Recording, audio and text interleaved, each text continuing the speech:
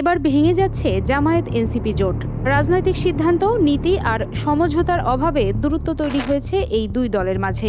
এমন খবরই এখন রাজনীতির মাঠের সবচেয়ে আলোচিত আলোচনা। বাংলাদেশের রাজনীতিতে গত এক বছরে সবচেয়ে বেশি আলোচিত সমীকরণগুলোর একটি ছিল বাংলাদেশ জামায়াতে ইসলামী ও জাতীয় নাগরিক পার্টির পারস্পরিক বোঝাপড়া।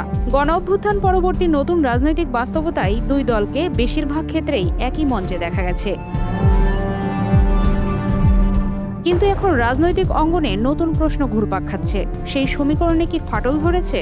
যদিও দুই দলের পক্ষ থেকে আনুষ্ঠানিকভাবে জোট ভাঙার কোনো ঘোষণা আসেনি, তবুও সাম্প্রতিক রাজনৈতিক ঘটনা প্রবাহ, স্থানীয় সরকার নির্বাচনকে ঘিরে সম্ভাব্য প্রার্থী নির্ধারণ এবং নীতিগত কিছু বিষয়ে ভিন্ন অবস্থান বিশ্লেষকদের মধ্যে নতুন আলোচনার জন্ম দিয়েছে।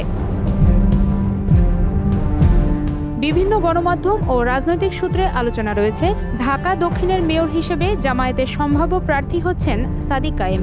অন্যদিকে একই জায়গা থেকে এনসিপির শীর্ষ নেতা আসিফ মাহমুদ সজীব ভুঁইয়াকে নিয়েও দীর্ঘদিন ধরে মেয়র প্রার্থী হওয়ার আলোচনা চলছিল। রাজনৈতিক অঙ্গনে এমন কথাও প্রচলিত যে স্থানীয় সরকার নির্বাচনে মনোযোগ দেওয়ার লক্ষ্যেই তিনি জাতীয় সংসদ নির্বাচনে অংশ নেননি। এখন যদি একই আসনে জামায়াত ও এনসিপি পৃথক প্রার্থী হয়, তাহলে সেটি কেবল একটি সিটি কর্পোরেশন নির্বাচন হবে না, বরং দুই দলের সম্পর্কের বাস্তব অবস্থারও একটি বড় পরীক্ষা হয়ে উঠতে পারে।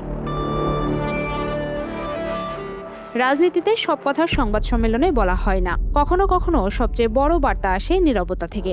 এখন পর্যন্ত দুই দলের কেউই আনুষ্ঠানিকভাবে সম্পর্কের অবনতি স্বীকার করেনি।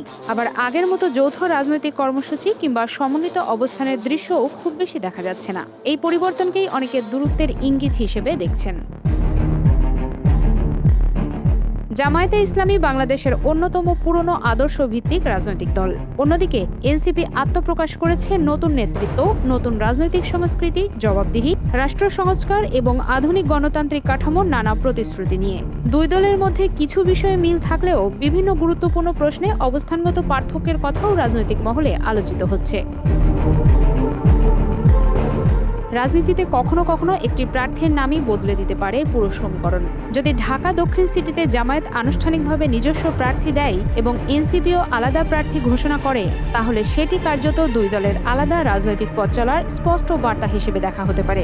আর যদি শেষ মুহূর্তে সমঝোতা হয়, তাহলে বর্তমান আলোচনাগুলো হয়তো রাজনৈতিক দর কষাকষির অংশ হিসেবেই ইতিহাসে থেকে যাবে।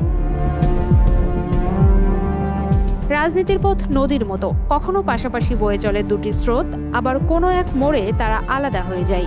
জামায়াত ও এনসিপির সম্পর্ক আজ যেন সেই মোহনার সামনে দাঁড়িয়ে। এটি কি কেবল স্থানীয় নির্বাচনের কৌশলগত দূরত্ব, নাকি দীর্ঘমেয়াদী রাজনৈতিক বিচ্ছেদের পূর্বাভাস?